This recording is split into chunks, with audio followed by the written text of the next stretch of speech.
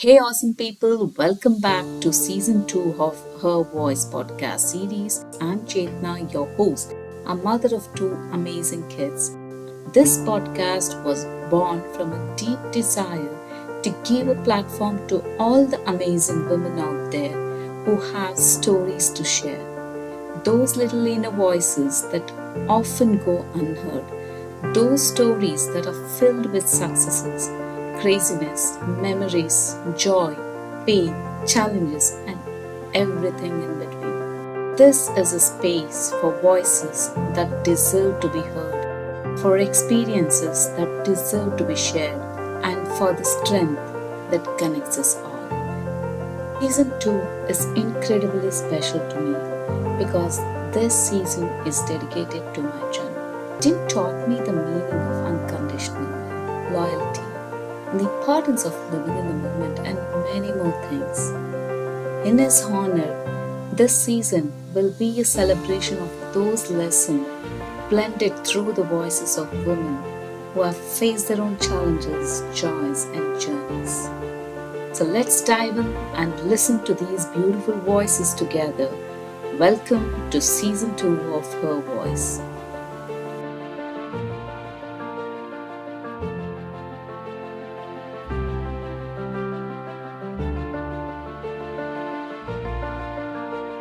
So, welcome, Keerthana. Welcome to Her Voice podcast. And thanks for accepting my invite and willing to share your journey in my Her Voice podcast. Thanks a lot. It means a lot to me. So, welcome once again. And the first question to my all the guests is, who are they? So, I would love to know, who is Keerthana?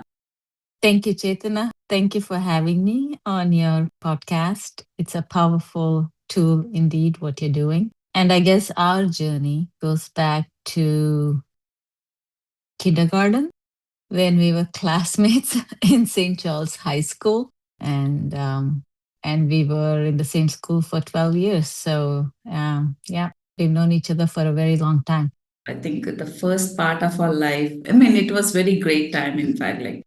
Yeah, yeah. And you never changed. You've always the person that I remember you were, which is so nice. Not many people can say that.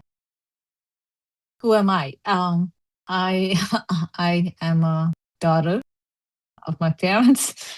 I'm a mom to my sons and my cats. I am a wife. I'm an educator. I'm a dentist. I'm a friend to many. And I'm a sister to my brother. That's how I see myself as. Okay. If I remove all this, your relationship with your parents, your kids, your friends, and your husband, who's Keerthana as a person? Keerthana is, that's a good question, actually. Keerthana is, loves to talk. She loves to dance. She loves to work out. She loves to interact with people. I get a lot of my energy from talking and listening to stories from my patients, from my students, from the people I meet all around me. I just love that. So I guess Kirtana is a talker and a dancer, if you Okay. call it that. Yeah, I know you enjoy dancing. I do. I do. I call that my outlet, my therapy, whatever it is. It's such a great stress release. Yeah. So, Keerthana, like if we look back from the school days till now, there are certain things definitely we have carried it, and there's certain things which we have let go in the phase of our journey. So, what are the few things which you have picked up from your previous journey, and what are the things which you have let go? Oh, wow. That's another great question. From my school days, what I've carried that discipline Yeah. that we were taught in school, be goal oriented, work hard, and try to also have fun along the way. I've carried that all through. And I guess I am thankful for the foundation that St. Charles had in us in trying to help us be better citizens in the future. What have I let go? I would say letting go has been more of a recent thing as I get older and hopefully wiser. Is letting go of you know pettiness, letting go of holding on to grudge, forgiving more, letting go of thought of how things should be and be more flexible. So I guess those are the things I'm still trying. It's not perfect. It's a work in progress. Yeah, trying to always. let go of the trying to let go of the smaller nuances, what we often see in life. Yeah. But what made you, if you remember any situation, like what made you to think that, okay, I have to let go these grudges, or you just know what you shared? Is there any incident, or is it over a period of time which you realized that it's not serving me anymore?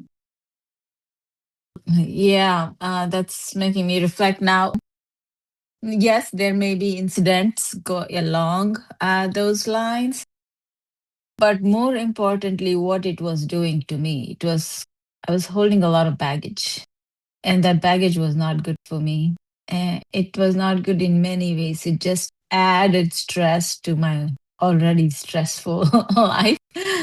And I wasn't sleeping well. There was many ways it was negatively affecting me. So I would say probably in the last 3 or 4 years, I've made an intentional effort to let go of things because, as an extrovert, I talk a lot, so I assume everybody's like me on my same wavelength, and they're not, and everybody processes things differently. So I had to be more mindful of some of the communications and things like that. And not everybody lets go of things as easily as was expecting it to be happening. I don't think I'm making sense in this part, but it's several incidents that made me focus on that part. Yeah.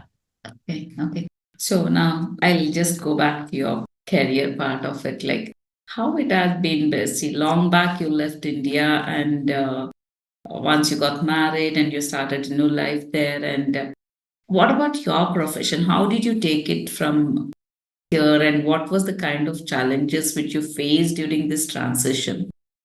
Yeah, that is a question that is often asked. So, dentistry in India, you start right after PUC, right? And Correct. then it's a 5 year program. Dentistry in the United States, you start after a bachelor's degree, like a BSc or something like that. Okay. And then it's a 4 year program. And then you don't have that 5th year residency. So students here are probably a little older when they go into dental school. So that's the big difference I found when I came from there to here. But coming as a foreign trained dentist, that's what you're called when you come here, a foreign trained dentist, you have to have some basic exams that the people here take. So there's two sets of boards now that has changed, but there was part one and part two national boards you have to take. You also have to take a test of English as a Yeah. foreign language, like TOEFL. They want to know that you can understand, comprehend, and write in English, which for us is not a problem because most of our education is in English. And then after taking this part one and part two, you have different options. You can go and do an accelerated dental training, like a DDS 2 year program, or you can join a residency program, like a master's. If you did the accelerated DDS, then you go straight into private practice. I've always had desire to teach. So I chose to do the master's program. So after taking my part one and part two, I moved to a different state to a to a new school to me and did my 3-year master's program in periodontics. And then at the end of it, again, you have a choice if you want to practice or you want to go into education. At that time, I also did my clinical exam because I wanted to have that option of being able to practice. So there's a clinical exam, or they call it a board exam, where you bring patients and do different procedures. So I did that. And now, since I always wanted to teach as well, so I moved to another city, a new state. And that's where I started teaching as a graduate of a residency program. And I started practicing 1 day a week as well. But practicing 1 day a week was not immediately easy in this state I moved to because they needed you to have a DDS, not a BDS, a DDS. So while teaching, I also did my DDS. And then I started practicing. So I've been in this state, in this city for now 22 years, a little over 22 years.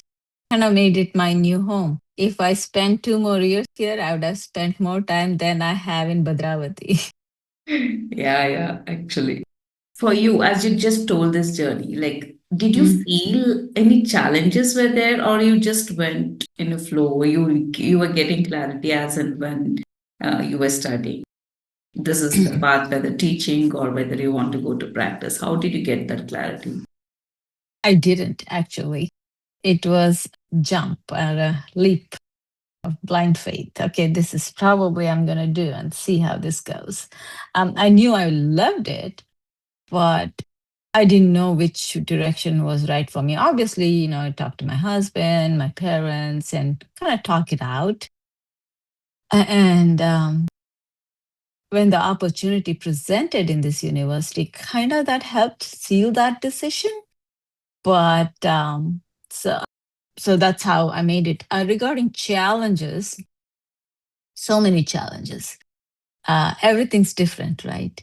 We read the same books, like, if you look at how to make a cavity and filling and all that, we read the same books that the students here read. But the type of dentistry is slightly, I would say, somewhat different. I was going to say slightly, in some areas, it's vastly different.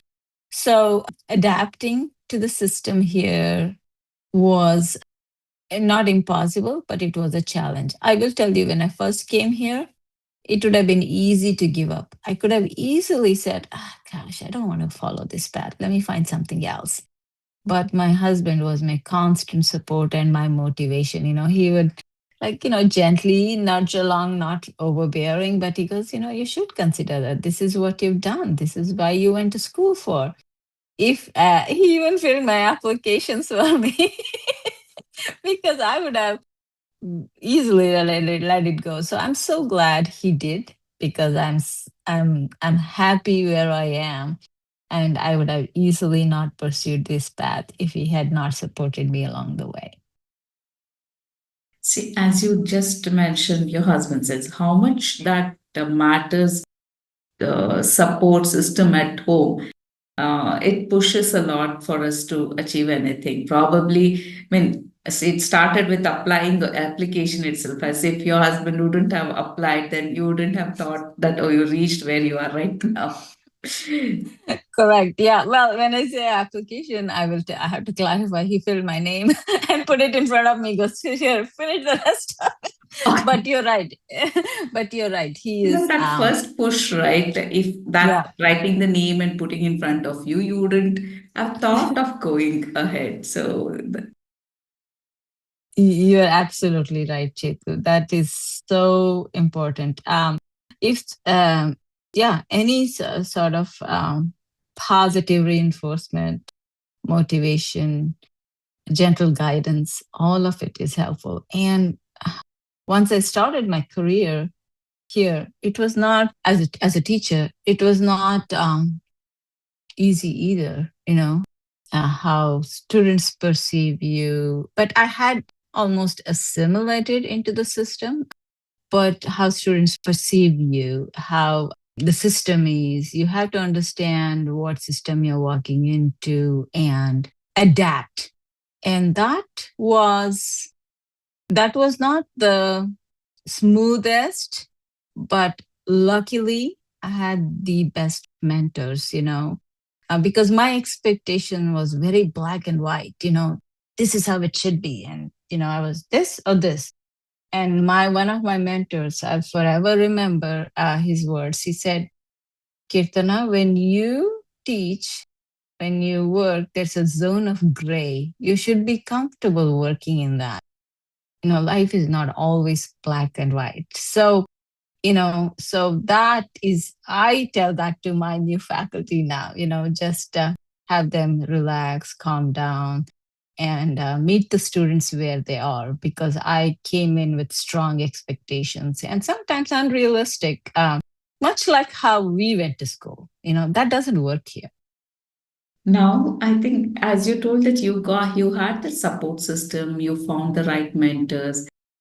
But like, what would be your suggestion to the audience who are listening to this who don't have such sort of support system, or how where they can start from if they don't have that support system or if they don't have that clarity? What is that one or two steps they can take initially to start with to get that clarity? That's really a good question, because not everybody is fortunate enough to be surrounded by mentors. I would say there are resources, especially now, there are a lot more resources out there, in form of podcasts, in terms of books online. Seek them out. Look at what's happening, what's the challenge, and what are the options out there, because there is no one solution to your problem, right? There may be different approaches. If you can talk to somebody, or if in terms of mentor, sometimes the mentor does not have to be with you at the same school, same workplace, same university. They could be elsewhere. It could be in the form of a former colleague, former faculty, older friend, or somebody like that, somebody you can trust to give you an objective feedback. What we look for is an objective feedback. I need somebody to tell me, hey, that is absolutely wrong. I can't believe you're doing that. I need that, because otherwise I'll be following that path forever. So, and somebody that will check in. Hey, Kirtana, how is it going? I know we talked about it. How are things going?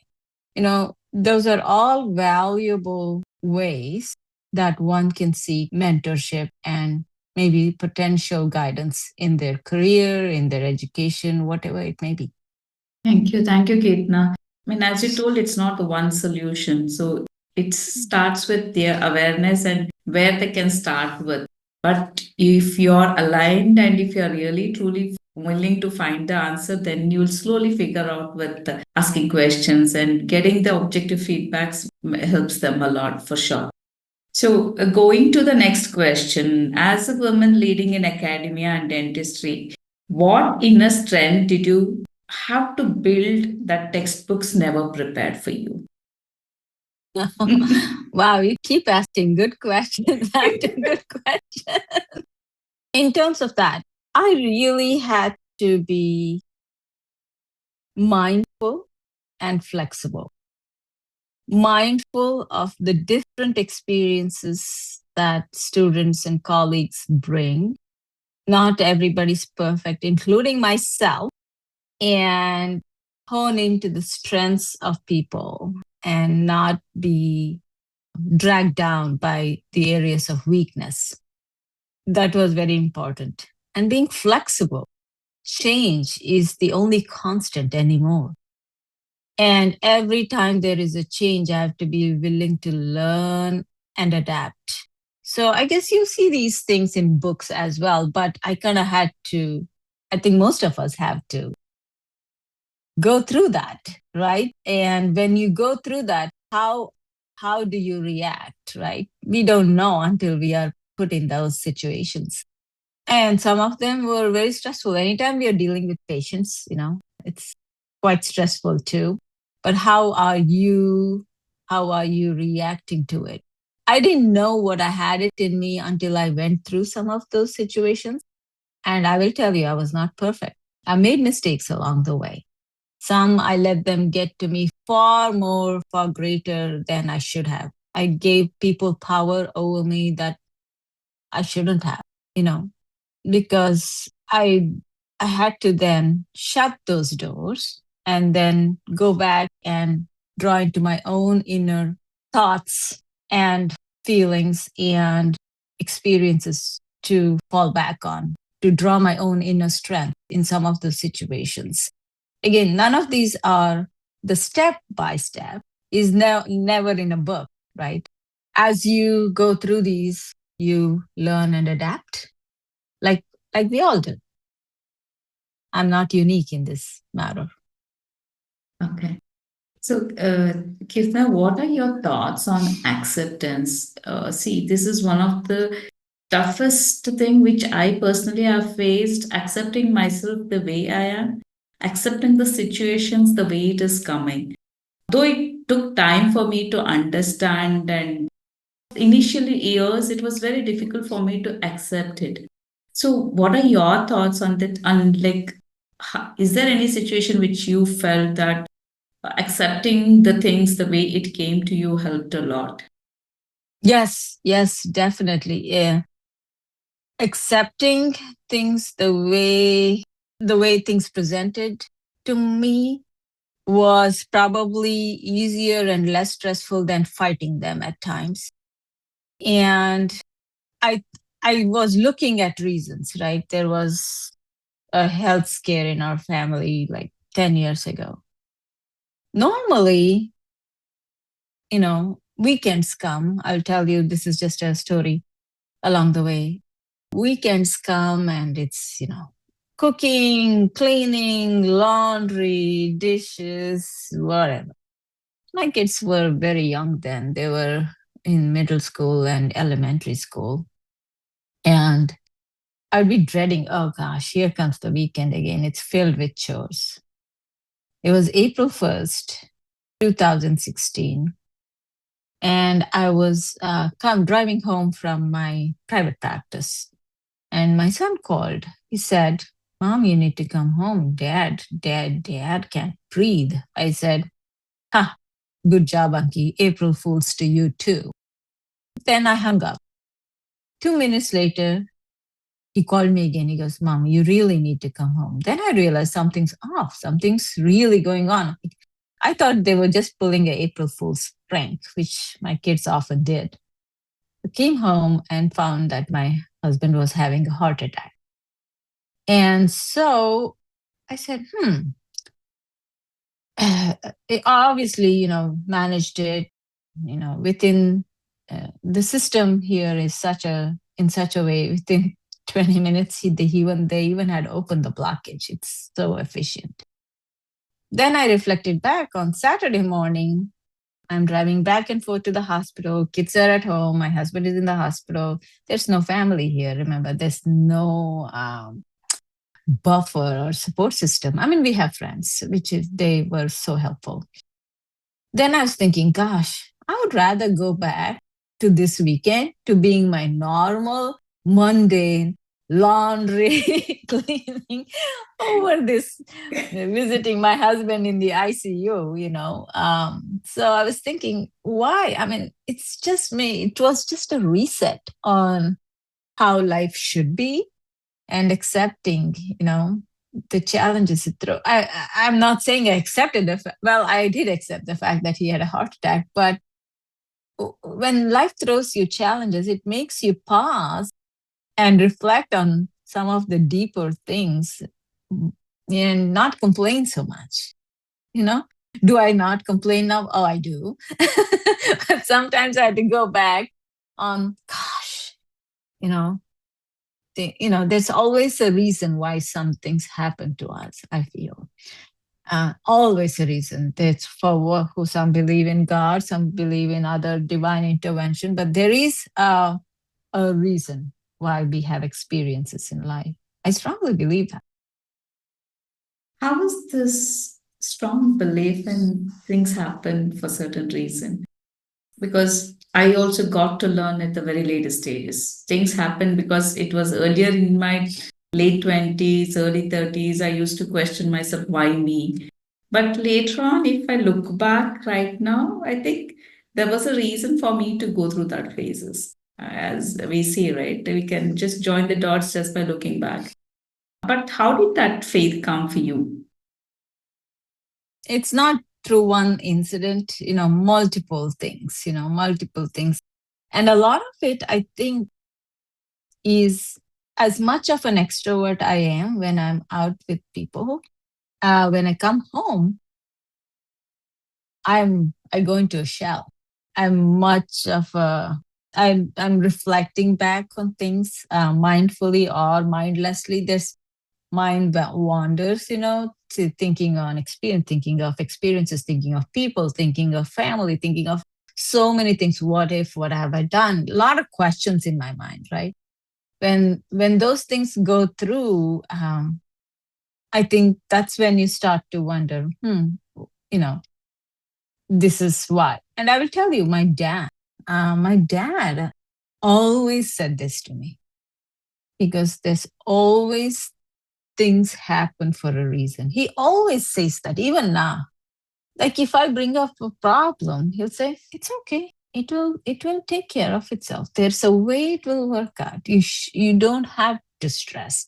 He has this approach to life. I think most people do in India, though. I don't think in the Western society we have that. It's just, I think people in India have just that. I want to say a lot more flexibility and adaptability, which I've seen in how they react to things, which we could use a lot more of here, especially in some of the circumstances. So, yeah, so it's me being reflective, me thinking of what my dad says often, and Ravi, my husband, nothing phases him. Nothing phases him. He's like this. There's no highs or lows. Very even. And and so yeah, you look at people around you, look at experiences, reflect, and then realize, hey, whatever happens, there's a reason behind it.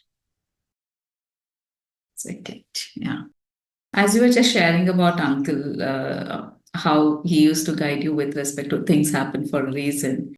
Let me put across one more question. Might be, I don't know, how did you feel when you left your aging parents when to build your career and your family abroad? And how would you hold that love, guilt, or regret, or and responsibility Yeah. also at the same time? Yeah, that's a really emotional topic for me, but I will try to answer that as best as I can. So, when you move here, you live in two different worlds. Really. So, literally, when I leave India, I'm thinking, oh, I'm leaving home to go home. You know, I'm leaving family to go to family. I'm leaving my world to go to my world. So literally are two different worlds, right? We are so many people like me. And I'm again definitely not alone in this journey. So where is my real world? Somewhere between here and India, if I were to divide that. So my parents, like most parents do, they give you education, support, they take care of you, but they're in that phase of life where it would be great if I was closer to them, help them. They never, never till today have asked me to move back, ever, because they realize, even though in their heart they want me to be closer, they will never verbalize it because they don't want, I think they realize the career I have here, and more importantly, my kids, right? My children. It's they're at the phase where I can't just leave them and come. I do leave them and come often. Like last year, I took 3 trips to India. just to see my parents. It's hard. So yeah, my parents never asked me to move back, but it is not easy to move back now, even though I feel like I should, because my children are still, they're still in school and things like that. So I have made a life here. It's a decision I made. Are there regrets? 100%, all the time. It doesn't, and that guilt never goes away. More importantly, my brother is also not there. There are some people that at least one sibling is closer to the parents and lives closer. So, that's a decision we made, and my parents don't want to move here. And so I just have to be at peace with that and try to compensate or make up as much as possible by helping support them. Again, they are not dependent on us on anything, but at least that emotional support as much as possible by visiting them and calling and checking in, making sure they have all the pieces there. My dad is pretty resourceful that way. He'll take care of most of the things. My mom, on the other hand, she's one of the kindest people you'll ever meet. I would say that even if she were not my mom. She's built a little network. She has some friends in the apartment complex that will look out for her and things like that. So, and we have wonderful neighbors in that apartment. So I just had to hope for the best, and they'll be 85 this year, both of them. So it's going to be a challenge, a decision I made. I'll have to live with it. Okay, okay. So coming back to the question of motherhood, I think last time when we had a conversation, again, it was with respect to the guilt game, what was most of the mothers do every time, even though they know that it is not their complete 100% responsibility, but we as mothers go through that. What are your thoughts and how did you manage that? It's been, as you told, 22 years now. Yeah, yeah. My oldest will be 23 in March. So, yeah, I moved here to America 26 years ago. 26, 27, 98, whenever that is. Okay. That is 27 years, right? This 27 year? years. Yeah, yeah. Gosh, I need to do my math. Parenting, gosh, I question myself often. Am I a good parent? Am I doing the right thing constantly? Because, and how I parented my oldest to how I parented my youngest, no, it's not the same.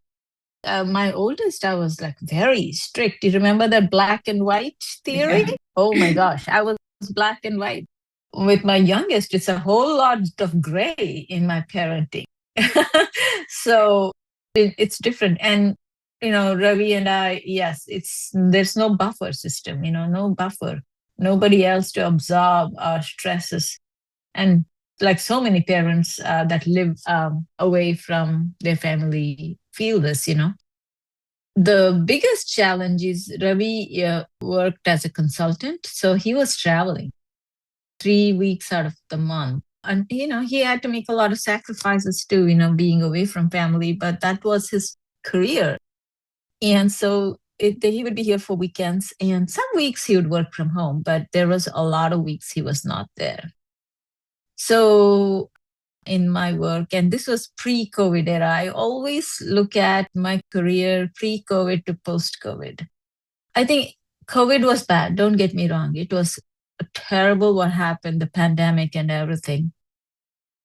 But in many ways, it gave us tools to be more flexible with work after COVID.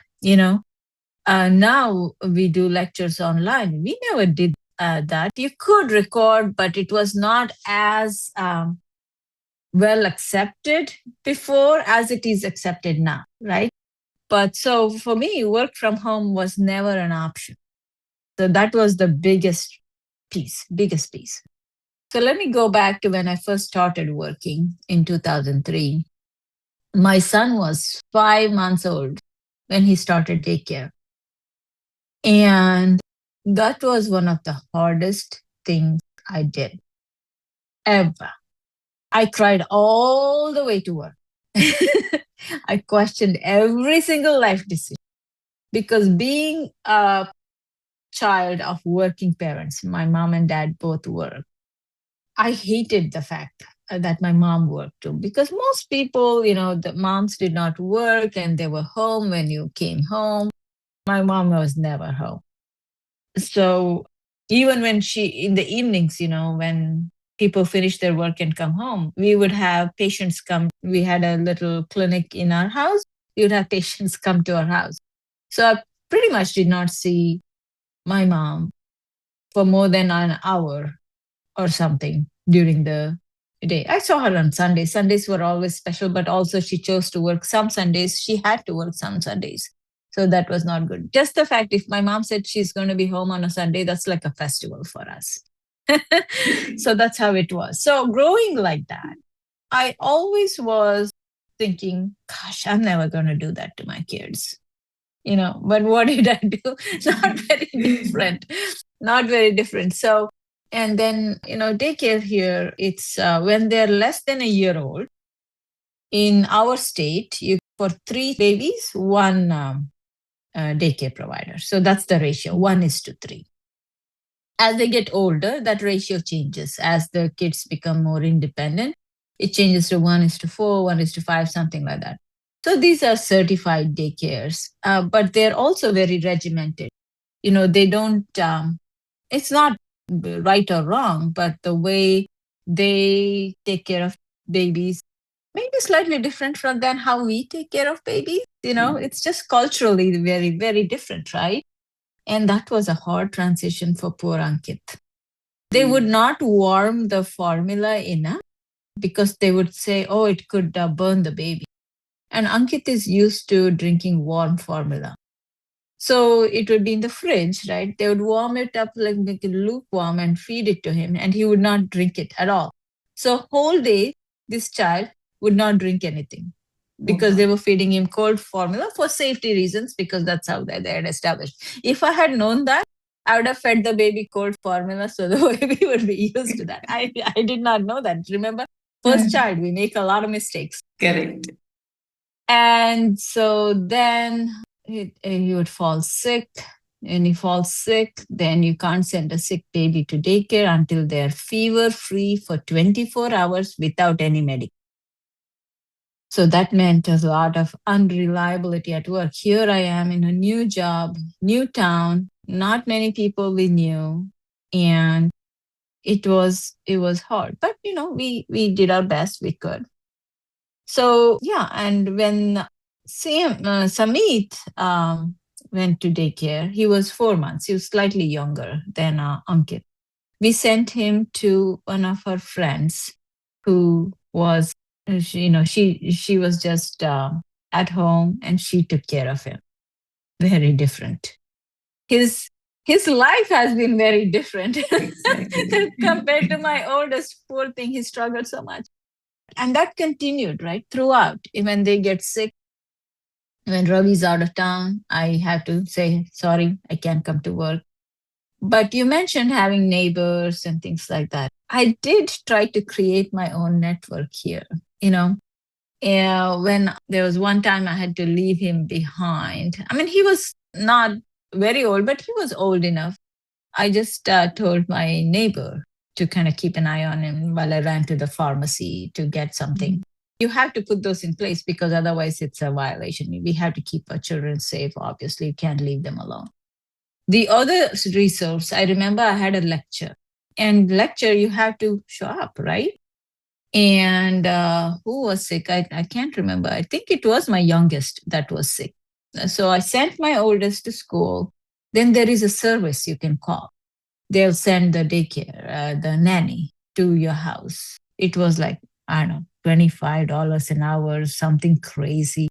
So the nanny came to take care of him so I could go to work, right? So my youngest, he was 3 at that time. He has a strong, he has a strong mind. So he looked at the nanny. He didn't care for her. So he went and locked himself in the room. He didn't come down the whole time. For 4 hours, I was gone. Whole time he didn't come down. So I was paying the nanny to sit and watch TV, but at least I was not violating any rule. So, it's okay. I'm glad we had those resources, to help support. It's not easy. They also are confused, often confused, because when we meet our friends and such, the culture is different, language is different, food's different. When they meet their friends from school, non-Indians and such, it's different. They're often seeing those two things as well. And when they go to India, they see things very differently. So, but I think if anything, it's making them stronger and more resilient and exposed to more things rather than just think one way. So, parenting is different, as you already know. It's challenging, I think, for all of us in India and here. And I often question, am I doing the right thing? And was I too hard on my oldest? That's a question I ask myself often. He is just the sweetest child, but I feel like I was too strong in my parenting, my oldest. That happens always with the elder kid in the home. I mean, I think it's because only we are also ignorant. It's our first time experience as a mother, and we will think what we are doing is right at that moment. But yeah, over a period of time is what we realize, okay, this could have been done better, the other things could have been done better. But yeah, so what I feel or believe that, so we, as a mother, we try to do our best with whatever knowledge we have, with whatever resources we have at that moment. And only when we start comparing, okay, what the others are doing is we start feeling, oh, I could have been there with them. I'm just compromising for my career or it's a need. Those thoughts come only when then. I think yeah, it's being a mother, it's not an easy thing. Been experienced with my first kid and also with the second kid, it's totally a different game with each of the kids upbringing. No, well said, Chetu. That's absolutely right. You do the best you can, knowing, having the knowledge. But I will tell you, there was one time I was the director of the residency program at that time, and it was a lot of hours. It was a lot of hours, and my kids were very young still. And I was at work. I was just, talking it out with a senior colleague, and she said, "You know what, Keerthana, you should not worry. They're watching you. Your children are watching you all the time. They may not say much, but they're watching your discipline, your hard work, and what you do. And in turn, hopefully, they are picking up some of these attributes as well." So she said, just do the best you can there, and you're setting a good example for your children. So I keep telling that to myself. I mean, now that they're older, they don't need me as much. But when they were younger, that guilt, boy, the guilt was very, very strong. Yeah. I think I just remember my daughter was in third grade and she comes back and she tells that evening once I come back, this neighbor auntie is giving milk to Dhruti and you're not there. She just told and she just left when she was in third grade. And I carried that for years together, I think until 2016 or 17. It was like, am I doing the right thing? Was it, see, that was the reason why I started working in a school so that I come back when they come back from school. But again, I think these small things in our life, it triggers our emotions to the core. And then after I started meeting a lot of mentors, and one of my mentor made me realize that you have done your best at that point of time, and you couldn't leave the job and just go and take care because of that one incident. Of course, as mentors have played a very vital role in my journey. That's Okay. fantastic. So, Kitna, What does success mean to you? Um, Success is different if I think of it from a career perspective. Career perspective, sorry. And success is different from a personal aspect. I always think personal aspect is far more important than career. Anyways, what is success? Am I living a healthy, fruitful life? Am I a good citizen? Are we being good children to our parents? How am I perceived by others? That's good and bad. I don't weigh that as heavily as I used to. As long as I do what's right by me, as long as I treat people around me like how I want to be treated, live with kindness, compassion, help wherever needed, being service minded, volunteer for good causes. Those are all ways I can consider myself, my life as, I wouldn't call it success, my life as more meaningful, right? Career goals are very different, career goals, again, success. Why am I teaching? I always question, why am I teaching? To help support and create, not create, I would say to educate the next generation of dentists, right? And these dentists are going to be trained and serve in the community. My role is small in their journey to being dentists. So, how am I doing that, right? Am I giving the knowledge they need, the training they need to help support their growth in their education? And then help take care of our patients from a career perspective. Am I doing all that I can to help manage, treat our patients? I always tell this to my goal in career. I always tell this to all our new faculty. We are here for two things: to educate our students and to take care of our patients. Everything else is noise. Everything else. So that is, to me, is very important. So success broadly defined is a life well led. Okay, great. Well said, Keerthana. I think, I don't know, I'm getting Tanu Tanu. It's okay. You can call me Tanu as well. Okay, you know, as um, yeah, go ahead. yeah, you were telling something. No, Tanu, I have a fun fact about Tanu. So I give that name to a lot of people like away from work, and they'll say, how do I say it? Especially the non-Indians. I'll say, think of tuna and turn the A and U around and it becomes Tanu, right? Tanu. So I took away the H because it makes it more complicated the minute it's TH. So it's a Tanu, just say Tanu. Now, we have that online shopping platform called Timu. A lot of people call me Timu. So I'm like, Okay. no, close, but there's no M. But it's they do their best. They're not exposed to the names like we have. Yeah, but yeah, you can call me Tanu or Keerthana. Either one will be fine. So I think, Tanu, when you were telling about the success stories you involved about your students, so what you believe that students really remember about the teacher long after they leave the classroom? As a teacher, as in my teaching, Yeah. I hope they remember me as being fair, kind, and compassionate. Those are the things I try to model for them when managing patients, because patients come with a lot of different backgrounds, a lot of different, presentations and things like that.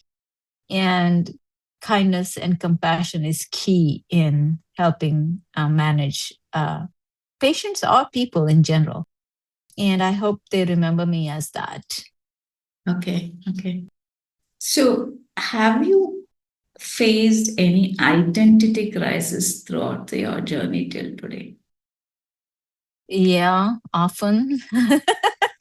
Yes, it's I won't say a crisis, but I question things a lot, when I go back to my shell and I'm reflecting on things. Especially We the all kind challenge comes when it is with the loved ones. So that's where, when the challenge comes, of course, the realization has happened now. There is a lot of, I have evolved personally also, like with respect to, say, accepting the people the way they are. And right now, that has changed a lot when I've just accepted the things, people around me the way they are. So that has changed me. And I think it has helped me to stay grounded also, uh, not thinking, not being too anxious, not being worrying too much in the process. So that I think it's like practicing to be in the, I think living mindfully has helped me. Yeah, that's great. No, thank you for sharing that. The let go theory, let go of preconceived notions and how it should be rather Be. than just be. Yeah. I just want to know, what is that one thing which you want people to remember you as? I don't think I've ever thought about it. I just hope people remember me as a kind person that, you know, is always open to learn from others. Keeping that open mind to learn new things. It'd be a language. Actually, I'm learning Spanish now. Okay. So learn learn new things, learn new ways, and often trying my best to be a better person I am tomorrow than I am today.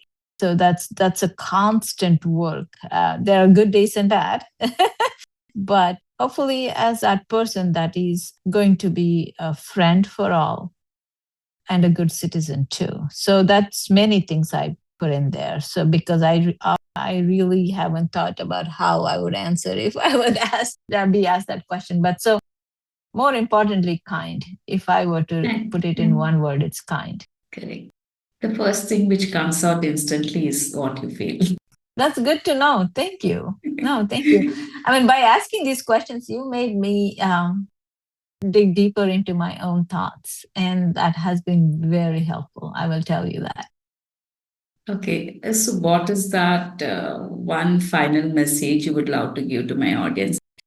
Be authentic no matter what you do in life. If it's a career, if you're a homemaker, if you're just whatever role you have, I feel like in being authentic to yourself, to people around you, has a strong role. I believe in that. Leadership is not easy. Leadership is hard, especially female leaders. We are perceived differently compared to a male leader. I hate to play that gender card. I will tell you that. I hate to play that, because I'm a woman, it's hard. It's just going to be that, but female leaders are different. I wouldn't compare us to male leaders, but we are perceived differently. The sense we are perceived harsher, maybe a microscopic evaluation often of what we do and our actions. What has helped me is being clear, being direct, and being authentic and true to myself. That has helped me a lot. And it was not learned overnight. Made a lot of mistakes along the way. So that's my final message is be authentic. Thank you, Tanu, and Mhm. for sharing your wonderful views. So, thank you, Tanu. Thank you for the wonderful conversation. And it's there's a lot to learn. Whenever I meet a new guest, there's, even though we know each other since years, and there was every now and then we meet, but when we have this conversation, is what we get to know the depth of that individual, like what kind of person and what kind of journey it has been. And probably I do this because I learn a lot. by just asking questions. I learn a lot. I feel that I'm not the only person. So it's like person's journey is so unique, and there's a lot of learning for myself. Thank you. Thank you once again for giving your time. Chetu, thank you for giving me this opportunity and creating this platform, which is much needed. And I've learned so much about you from my interactions with you. Your kindness, you are always seeing the positive in things. I see that. Excuse me, sorry, my throat. Um, you are always positive, always bubbly, and no matter what the internal aspect is. I mean, that is a hard thing to bring every day, day after day, and you're doing that. And by creating this platform and this podcast, you're making us all think and be introspective in our day-to-day lives and share that with others. So I appreciate you inviting me, and thank you also for again for creating this podcast. Way to go. Thank you for tuning into Her Voice podcast. I'm Chetna, and it's been an absolute joy to bring you the incredible stories and voices of women from all walks of life. Remember, every voice matters, every story counts, and by sharing, we lift each other up. Until next time, keep listening, keep sharing, and most importantly, keep believing in the power of your own voice. Take care and see you in the next episode.